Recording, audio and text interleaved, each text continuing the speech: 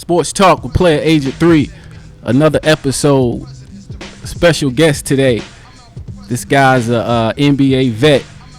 Played for 12 different teams. Yeah. 12 different teams. He's an NBA champion. Right. Former NC State Wolfpack star, Mr. Right. Chucky Brown. What's up, good, man? my guy? Hey, slow motion, man. Thank you for having me. I appreciate you being here, man. This is really big for me, man. I really appreciate this thing, man. Come on, man. You know how we do it. A lot of people don't know that you're actually from New York City. Right. A lot of people think you're from North Carolina. Right. So, being from NYC, how was that transition for you coming from New York to North Carolina? It was tough in the beginning because in New York you got so much going on. Right. If I ever needed to go somewhere, you got the bus, you got the train. Well, in the city anyway. You know what I'm saying? I wasn't like out in the suburbs of New York, like Binghamton and all that. I was in New York City. So if I needed to get somewhere, I can get on the bus. My father was a bus driver, so I usually rode the bus free because all the bus drivers knew me. Or I would get on the train and go anywhere. If I wanted to get there quick, I'd get on the train. Right. Because they have in New York, they have like a limited bus, which means that, like, say, the one limited would have limited stops. Right. So it'll be like an expressway, express bus. But the transition was tough because it wasn't as much to do when you came down here, but it wasn't as hard because every summer I came down here. My mother and father would send. Yeah, my mother and father would send me and my sister down, and we'd spend a month or 2 months out of the summer down here in North Carolina, or we would go to South Carolina after that. So we spent our summers out of New York just to get away. So the transition was tough, but it wasn't as bad. I think the big thing was, like, if I wanted to go somewhere, I didn't have a driver's license, I had to ride my bike. You know what I'm saying? So that was probably the biggest transition. So how old were you? I was 14 turning 15. Yeah. So I think I was 14, 15 around then. Okay. So Manhattan, Harlem? Yep. Up in Harlem, 147th Street, 7th Avenue. Yeah. So when you moved here, you moved to is it Brunswick County or Brunswick County, but the town is called Navassa. But like when I came to NC State, like nobody knew where Navassa was, so I had to say Leland. People knew where Leland was. Right from Wilmington, right across the bridge from Wilmington. So I had to say Leland, but Navassa is a small town where my father grew up. It's probably one of the last black surviving towns in North Carolina. Okay. So when you came here, in terms of basketball, how did that translate for you? It was cool. I had been playing on the playgrounds in New York. I had been going to a lot of games. Like the Rucker was 8 blocks away, and then we had a park on 145th Street where they used to have like a summer league. So I used to go watch guys like Walter Berry, Pearl Washington, watch them guys play. But I never played in high school. I got cut in high school my freshman year. And then I had a growth spurt when I left. The coach told me I could have made it, but he went with another guy he thought was better, which was fine. And then he told me to come back out next year, but I said, well, we moving. Because my father was tired of the city. Crack had just came into the city, so my father was like, the best thing for us is to get out of here. And then my grandmother got sick, so that was even more of an excuse for him to get out of New York. So he retired from the bus company, and we came down to North Carolina. And then my coach, the high school coach at North Brunswick, used to work Jimmy V's basketball camp, because I knew nothing about NC State. You know what I'm saying? I knew about Carolina. That was the next question I was going to ask you. Well, Jimmy Black went to my high school. Jimmy Black, Jimmy Black went to my high school, went to Carolina. So the 82 championship game, I'm in New York City, sitting on the edge of the bed with my father, watching Jimmy Black play against Georgetown. So we cheering for Carolina. You know what I'm saying? Because Jimmy Black was from New York. So like I said, he went to my high school. So my high school coach, when I got here, the first place he brought me was NC State. I met Valvano, and then Valvano was from Queens. Like when you move somewhere and you have people from the same place you from, you kind of gravitate towards that. Exactly. Ernie Myers is from New York. Lorenzo Charles is from Brooklyn. Taylor Benz is from the Bronx. Man, so, you taking me back. NC State was like the logical place for me. Okay. So I want to the transition from high school to NC State, and particularly with Coach Valvano. How was that, having him recruit you? It was, like I said, I came down here. I didn't know about the rivalry. You know, I came down here. I had on a property. I had a property of North Carolina shirt, and I had on some Duke shorts. Oh, so that tells you how oblivious I was to the rivalry. So I didn't really learn till later that, you know, you got to pick a side. You know, either you're gonna be Duke, you're gonna be NC State or Carolina. You ain't gonna like, you know, different ball games. Ball games. So, I mean, the transition, you know, to getting with Coach V, I thought it went smooth because, like I said, he was from New York. Yeah. And him recruiting me, I didn't really know how big he was. You know what I'm saying? I didn't really know how big, because I was like, this was like the year that they won it. I came down here. So then, as I'm watching that year, you know, I'm watching Coach V and NC State blow up that year as I'm getting recruited by them. And I'm like, man, you know, that seemed like a cool place to go. And then they would invite me up to come to games. So I came to a lot of games with Wittenberg and Sidney Lowe and Thurl were playing. Yeah. So, I mean, it was great, you know, getting recruited by him. And then when he came to my house, you know, V came to my house recruiting me and, you know, talking to my parents. And, like, the thing that I loved about him, you know, first of all, they were the first ones to start recruiting me. And I felt a sense of loyalty.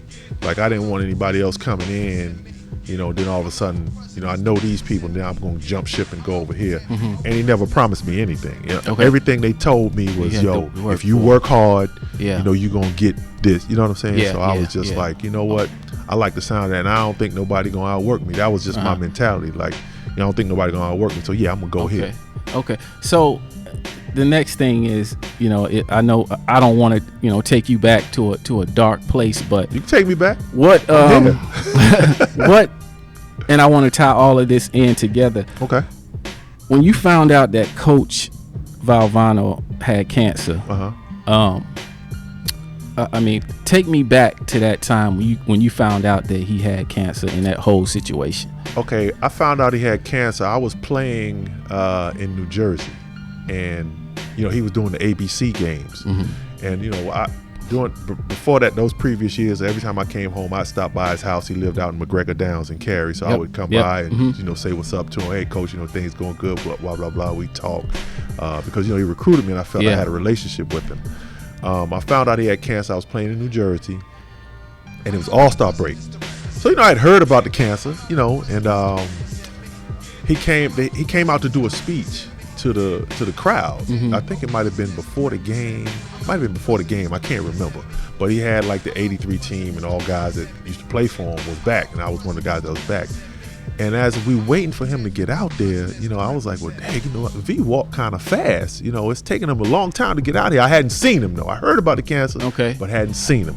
And then when I saw him come out, man, it was like, you know, I kind of, to be honest with you, I was kind of angry because I feel like the upper management, or whatever you want to call them, at NC State had treated him unfairly because of the personal fouls book that came out.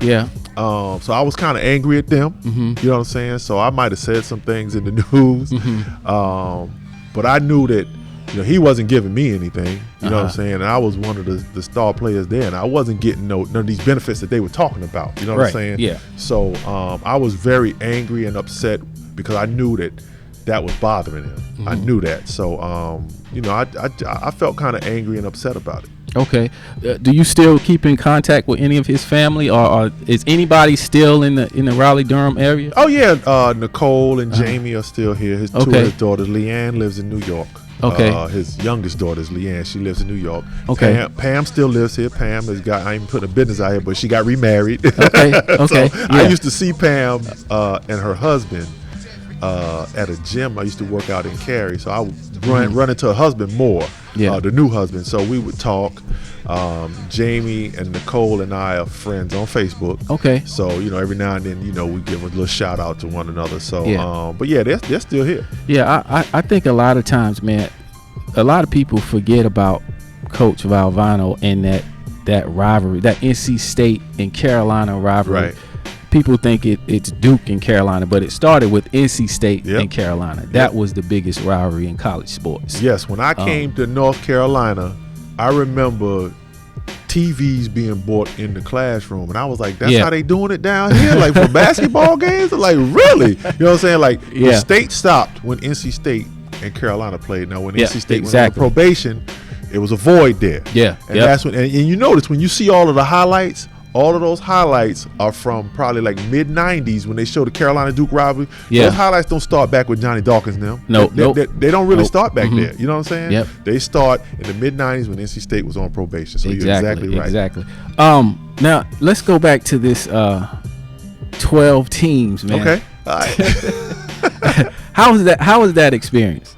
Oh, it was great, man. You know, like my first 2 years, I figured out that it was a job. So I didn't really care where I played. So you know, I remember when I was in Milwaukee, David Wood, guy used to always talk about, you know, he used to say he gonna break the record for being on most teams. He used to say, and I used to laugh at him. Like, you know, you are? I was like, you want that record? Then I ended up getting it. So it was, you know, I went to some teams twice. Okay. Yeah. You know, I think it showed that I was a guy that, you know, could get along with anybody and could play in any type of system. Right. So I mean, I wear it as a badge of honor. I think it's a great thing. Shows that you were humble too. It's very humble. You know? Very humble. My father helped me stay humble. Right. You know what I'm saying? My father said, you know, you have to treat people like you want to be treated, and that's what I try to do. And it's always worked for me. So far, it's worked. Best coach and best team that you've played in your career. In the pros. In the pros. Best coach and best team. See, I got 3 best coaches. My Lenny Wilkins, and there are 3 separate reasons. Lenny Wilkins is one of my favorite coaches because Lenny was so good at drawing up a play. I mean, he'd draw up a play and get you a good shot. You know, you gonna get a layup. You know what I'm saying? My second coach is Rudy Tomjanovich. Okay. Rudy Tomjanovich was a guy that, you know, when you scored, it was like you was his son. You know what I'm saying? He was cheering, "Way to go, Chuck Brown!" You know, you know, he cheered for you and it made you feel good. And another coach like Paul Silas was another one. Okay, yeah. I think Paul Silas, because of how direct he was with you. You know what I'm saying? And I played for Paul and other teams too. And you know, Chuck Daly was another one. Yeah. You know, Chuck Daly was hard, but he was fair. Hard but fair. Yep. He was hard but fair. So I would say those are my favorite coaches. Best team, it'd have to be that Rocket team. Yeah, I was about to say that. It's got to be that team. It's got to be, simply because we all knew our role, and we knew Dream and Clyde were the guys. Yeah. So, you know, my role was to get rebounds, do dirty work. You know, Robert Ory's role was to play defense, hit his open shot when he had it. Sam Cassell's role was to come off the bench and score. You know what I'm saying? Kenny Smith's role was to direct the traffic, make sure you get people the ball in the right spot. So everyone knew their role, and no one stepped out of that role. Okay. Rudy Tomjanovich. Right. Did Kermit Washington really? Yeah. Like, was that a situation where he almost died? He almost died. When I was in Houston, and I asked the team doctor, Dr. Ray, I asked him about that situation. Like, yo, you know what? Because I know Kermit. Kermit is a nice guy. You know what I'm saying? Kermit really. But if you see his saw arms, the video. Oh yeah. He got him. So Dr. Ray told me that Rudy almost died because brain fluid was leaking in the back of his throat, and I think he was tasting something funny or something like that, and then they had to like rush him into surgery, and they had like 48 hours to know whether he was gonna make it or not. But yeah, that was an unfortunate situation because Rudy was really coming to help. Rudy is not, you know, even like when we was in practice and we get into it, you know, like we get to talking, jump to each other, and it might look like somebody's gonna get aggressive. Rudy would stop practice, like, yo, that's enough. No, he didn't want to go there. You know what I mean? Yeah. So I'm gonna ask, and I'm sure a lot of people have asked you this question. All right. Who's the GOAT? Now, basketball wise, who's the GOAT? I know who you're gonna say because I've seen some stuff on Facebook. On Facebook, but I disagree with you. Okay, but that's fine. I want the people. I still like you. You disagree? I still like you. Kareem, man, Kareem is the GOAT. That's easy to me. I mean, like I said, I don't argue with people that say Jordan is the GOAT because he's 1B. Kareem is 1A. Kareem 1A, 1B. Jordan is 1B. Okay, he could be there. He could be there. He could have a spot at the table. And I guess are you speaking on longevity? I'm speaking on numbers, stats. I'm speaking on the stats. I mean, Kareem. But the stats it's because of longevity. Well, right? Longevity helps with being the GOAT. Okay, when you talk about the GOAT in the rap game, right? It ain't a guy that just put out 2 albums. A lot of people say Biggie's the GOAT. I mean, Biggie got a lot of material. I don't say Biggie's the GOAT. I love Biggie. Biggie's my guy. But I don't say Biggie's the GOAT in the rap game. I think you got to have more material. Okay. You know Okay. He got a lot of material, but he don't have the Yeah. material necessarily to be considered the GOAT. You know what I'm saying? To me. Yeah, I just wanted to hear you say Kareem because I knew you was going to say yes. Listen, Kareem had the only shot that cannot be unguardable. You knew it was coming and has never been duplicated. Who else have you seen shoot the sky hook? Nobody. There it is. Nobody. That's the GOAT to me. Jordan shot the fadeaway. How many dudes shoot fadeaways? I shot a fadeaway. Yeah, but I shot a fadeaway. I'm just saying. It's different levels to it. It's different levels, but also Jordan was a volume guy. Yeah, he was a volume guy. Kobe was a volume guy. Not saying that they're not great. You know what I'm saying? But because it takes a lot of stamina and energy to get up those shots and still be able to play. Yeah. But I mean, Kareem is the GOAT to me simply because he had an unguardable shot. You knew it was coming. There's nothing you can do about it. Okay, I mean, I can respect that. Okay, all right. so let's do this name game real quick, man. Okay. I'm gonna take you back. Okay. I'm gonna say a name and the first thing that comes to mind. All right. Shoot it. Okay. Vernon Maxwell. Ooh, temper. Temper. Sedell 3. Funny, hilarious. Okay. Sidney Moncrief. Ooh, defensive. Very defensive. Kevin Johnson. Ooh, monster in the pick and roll. Monster. Okay. Monster, yes. A lot of people don't talk about him no more. Monster. Joe Dumas. Ooh, steady. And I got one more person. Okay. And he doesn't know I'm going to bring his name up. Okay. Jamie Knox. Tennessee. I used to call him Fort Knox, Tennessee. Real quick, why you call him that? Last name is Knox. Fort Knox is in Tennessee. So I just call him Tennessee. He'll tell you that. Okay. He'll tell you that. Okay. Let's talk about today's NBA culture. Okay. What are your thoughts? Even like watching the game with my wife and kids, I don't like the standing around on the perimeter. Everybody jacking up threes. I'm not really with that. I mean, I'm not against 3-point shots. Don't get me wrong. But I'm more so with the dribble, come create some help, kick it. Now I got a wide open 3. Now they take a lot of threes, which could be considered bad shots. And like my wife and I sitting watching the game last night, she was saying like, "Yo, this is hard to watch." It was a spell where Golden State came down, took a 3 and missed. Toronto came down, took 3 and missed. Yeah. Golden State, then they coming down like shots in today's game there are shots in today's game that were considered bad shots years ago. Yeah. Like one time Kawhi came down. I love Kawhi, but he came down, pull up 3 in transition. Those shots back in the day would the coach be like, "Yo, get it." You gotta sit down. down. What I'm saying? Gotta sit down. Then you got Marcus. So I mean, I like the expansion of the game where big fellas can go out and shoot the 3, but it's like that's all they want to do. You know what I'm saying? Like you got what's the kid Lopez from Milwaukee, big as he is.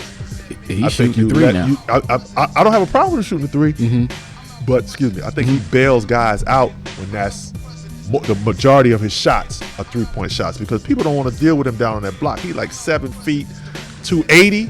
Who want to deal with that? Just like Joel Embiid. I mean, he's just, exactly. Who wants to deal with him down in the paint? Right. You know what I'm saying? So I think that you got to start in the paint. And like I said, I'm not against it. Maybe a pick and pop a few times. But when you just stand out there, you watch another guy go through his routine, and I'm just not liking that part of the game. But I don't knock the young dudes. I mean, the game has changed. Okay, yeah, exactly. What are your thoughts on guys building these super teams? I don't knock a guy if that's what he feel like he want to do. You know what I'm saying? Go ahead and do it. I think it's bad for the league when you have 3 guys together like when you had like a D-Wade, Chris Bosh, and LeBron together where LeBron left Cleveland. Where they had their guy. Toronto had Bosh. Yeah. And now you've taken something from that particular market. I think it hurts the league a little bit to have these super teams. Right, but I'm not right, mad right. at a guy if he feel like, you know what, I want to win a ring, I want to play with my friend. You know, I mean, it's just different. Like years ago, you didn't see that. I don't know. Yeah. I don't know what happened back then because there was no social media when you guys played. Right. So I don't know what those guys talked about in terms of, hey, I want to play with you, or I don't see it. Yeah, I don't think a lot of guys did that. I think, like, you know, years ago, what we used to do is we'll find out where the workouts were. So we'd go play against you in the workout. Yeah. You know, so I would fly to Houston, I'd fly to LA, and everybody would play, you know, against each other in workouts. But it wasn't never a thing. I think that the AAU, because these guys come up playing AAU together. Yeah. And yeah. I think that's what started the super team thing. Yeah. You're exactly right. I kind of want to switch gears for 1 second. Okay. What do you think? Why, in your estimation, is there a lack of African American coaches, or just African Americans in general, in coaching and managerial positions, not just the NBA, but professional sports? Well, I think it's a lot of nepotism that goes on. Yeah. To be honest with you, like you have a guy, a owner's son, or you'll have a guy that coached for a long time, son. Like, you know, I'm just going to use this as an example. You know, like Flip Saunders. Okay. Yeah. I love Flip Saunders. You know, Ryan Saunders is now the head coach of Minnesota. I saw that. Yeah. You know what I'm saying? Where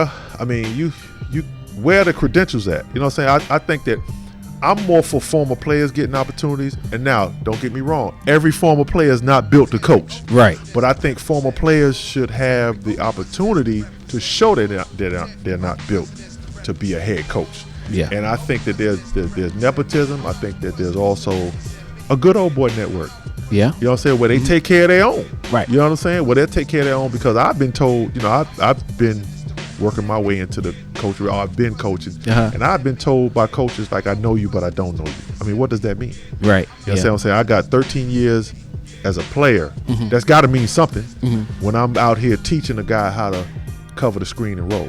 Right. You know what I'm saying? When I'm out here teaching a guy the correct way to shoot a jump shot. You know what I'm saying? Or go through a free throw routine, what you got to do. So I think that the nepotism, the good old boy network, I think that that has something to do with it. Yeah. And you know, I could talk about this all day, but I think a lot of players, I think we as blacks, I think we shoot our own selves in the foot sometimes. Without a doubt. And I think, you know, we're a part of the problem as well, in terms of, you know, us elevating, you know, and getting these positions. I agree with that. But one issue I have, like I've been told about the way I dress. Like I'm not walking around here with the tight stuff on, B. That's not not how I rock. So I like my clothes, you know, nice and loose. I'm not gonna come out and embarrass you. You know what I'm saying? If I dress too old for you, you know what I'm saying? Well, look at the work that I do. You know what I'm saying? But you're right, we do shoot ourselves in the foot.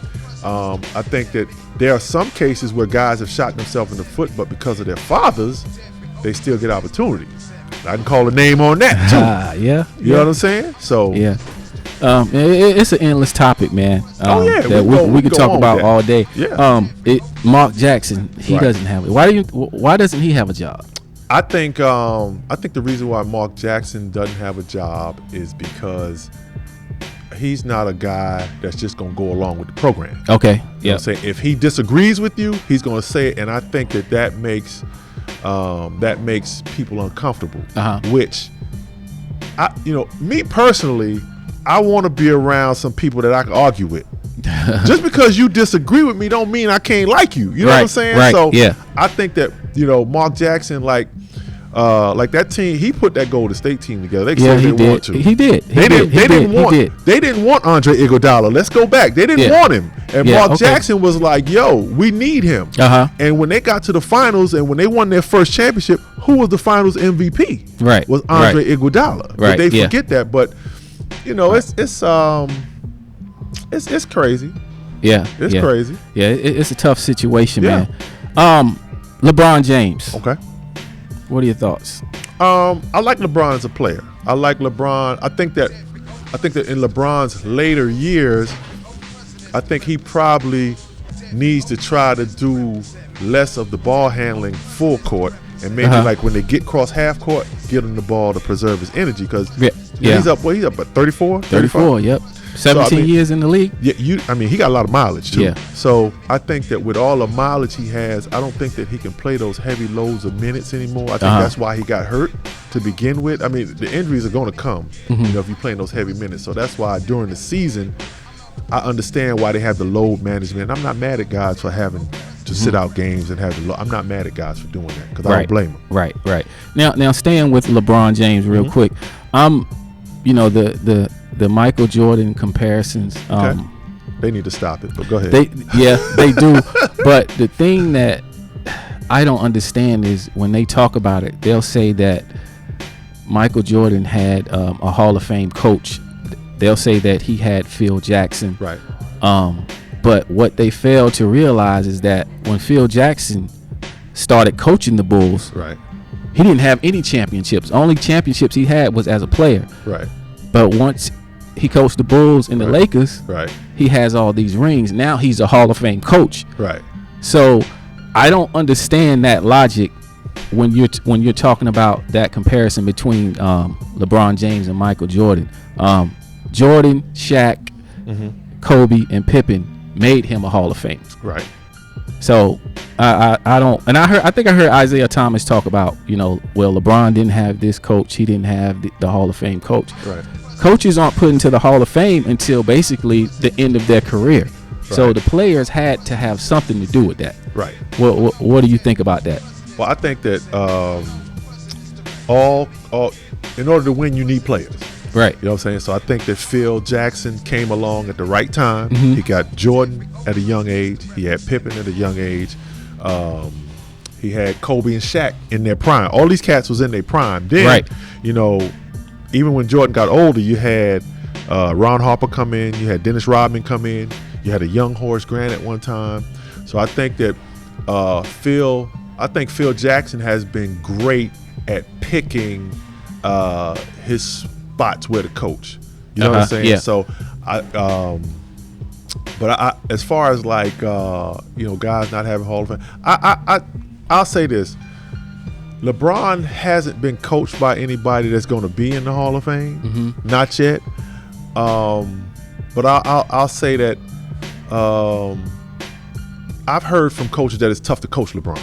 Okay. Because he's such a cerebral guy that he questions a lot of things. So I've heard that it's hard to coach him too. Okay. So I mean, some of that blame may go on him as well. Okay. All right. Staying with the LeBron James theme, this is something that I wanted to get your thoughts on. Okay.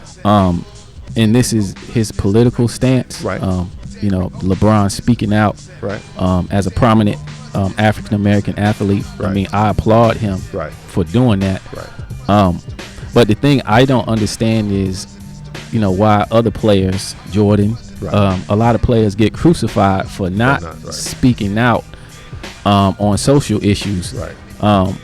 And I go back to this. I don't know who it was, but somebody said this quote, and I thought about LeBron James. They said, everybody wants to be Malcolm X until it starts messing with their money. Right. Okay. Right. Now I know he's spoken out against different things. Right. So is I think Carmelo Anthony, Chris Paul. But when it hits the fan, right. If it's gonna affect the bottom line, the dollar, right. What happens then? Right. And I don't know if any of those things have happened, right. since he's spoken out. Right. What do you think about those type of things? Being a former NBA athlete. For one thing, I don't think that Jordan and whoever doesn't speak out.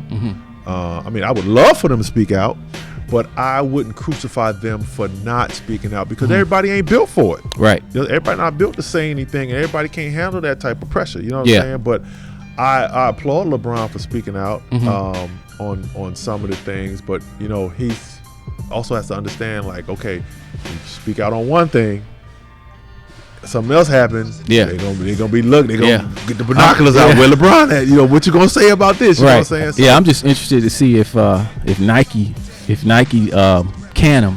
You know what he's gonna do then, if he's gonna stick to his guns, right? Or you know, if Nike is known to be controversial, so I don't think Nike. I mean, if Nike gonna stick with Tiger Woods after his fiasco, if they're gonna step up and say something, you know, with the commercial with Colin Kaepernick, which had everybody up in arms talking about they're not gonna buy Nike and all this garbage. You know, I think they're going to stick by him as long as he doesn't say nothing, you know, too crazy. Because you can speak out, and you don't have to necessarily be hateful with your speech. Yeah, you know what I'm saying. Yeah. You can be calm, and there's a way to say things to people. You know what I mean? Yeah. We got to get last two points I want to get to real quick. Okay. What is it going to take to get NC State basketball back to prominence? I think it's going to take somehow getting we got to get a big. I think we got to get. I think our guard we're guard heavy, guard strong, but I think we need a big that can create some type of presence in the paint. Okay. Where we could throw it into them, and when we need a bucket, can get it. Everything not be so perimeter oriented. I think somebody you could throw in, cause a double team, kick it out, then for the wide open three. Okay. But I think that's what it's going to take. I think we're definitely guard heavy and guard strong, but we need somebody that's going to be able to establish that paint, because at the end of games, a big stat that they look at is points in the paint. You know, how are you dealing with the points in the paint? All right, last question, man. You're the new head coach at West Johnson High School. Yep. That's in Four Oaks. No, that's in Benson. Benson. Benson, okay. Like right outside of Benson. Like men's varsity. Yeah, men's varsity. Okay. What are your expectations? Expectations, I don't really have a whole lot other than for the kids to come out and work hard. You know what I'm saying? Like, I think that, like I try to tell them, you know, there are going to be a lot of teams that are better than us. You know, we got to come out and not let anybody outwork us. So I'm looking to come in and work hard. And, of course, you know, you set your goals high. Right. You know, I know it's a tough goal, but, yeah, you're looking at conference championship first. You know what I'm saying? All right. But you have to believe that you know, capable of doing it. You got to try to you got to believe that you can do it. You got to try to change that culture. You know what I'm saying? Because you come into a team that was 2-22 last year. Wow. So we got to get that losing mentality. We got to get that up out of there. And they got the right guy for it. That's right. We're going to do that. Got the right. Well, listen, man, I really appreciate you coming through, man. We could talk for hours all day on a different amount of topics. Right. But hopefully, you know, I'll be able to get you on in the future, man. Yeah, again, you will for sure. You know, I appreciate it. Ladies and gentlemen, Coach Chucky Brown.